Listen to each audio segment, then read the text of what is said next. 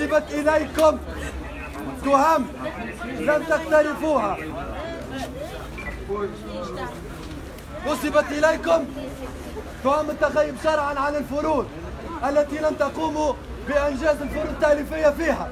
احنا اليوم لو 7 جور دو غريف اوفير، قررنا باش نتحركوا نخرجوا من الليسيات، وبدايه المانيفستاسيون نتاعنا باول نهار قدام المندوبيه الجهويه للتربيه بتونس واحد. تم التنسيق معناها بين الليسيات نتاع بين الولايات الكل، توا في نفس الوقت هذا وين ترى فيهم نحن في تونس واحد، عندنا في ليسي بيلوت ريانا وعندنا ليسيات ولايه ريانا الكل واقفين غاديك في المندوبيه، في صفاقس كيف في توزر في نابل في الولايات الكل في نفس الوقت معناها معنا احنا.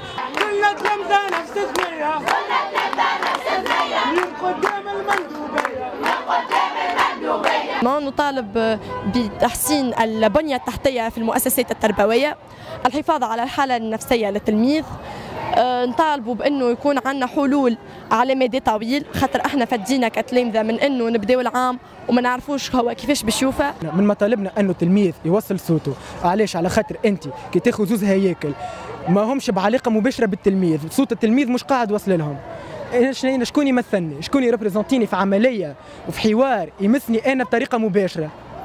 انا نطالب بهيكل ولا منظومه تحمي التلامذه، يترأسوها تلامذه، تشارك في اخذ القرارات اللي تعنينا وتمسنا وتمس التعليم، خاطر احنا محور العمليه التربويه ظهر لي برشا نسينا الحكايه هذيا، لا هي وزاره ولا هي نقابه، راهو التلميذ هو الكل في الحكايه هذا. احنا نقفوا موقف محايد، لينا مع الاساتذه، لينا مع الوزاره، نحن نطالب بحريه بديمقراطيه التعليم مجانيته، ونطالب بالحفاظ على كرامة التلميذ والحفاظ على تلميذ نفسيته مستقرة.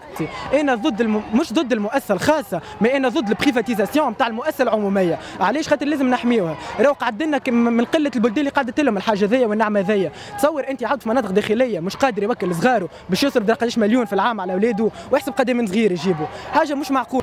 أما برشا عبيد قاعدة تخمم معناها كيفاش ترضى ان تنقل صغارها للبريفي وتتفادى المشاكل هذيا، خاطر هذه مشاكل قاعده تحكر المؤسسه العموميه، ونتصور هذه غلطه كبيره ولازم ناخذوا في عضله نضعفوا ونوخروا ونتصور ناخذوا من بعضنا خير.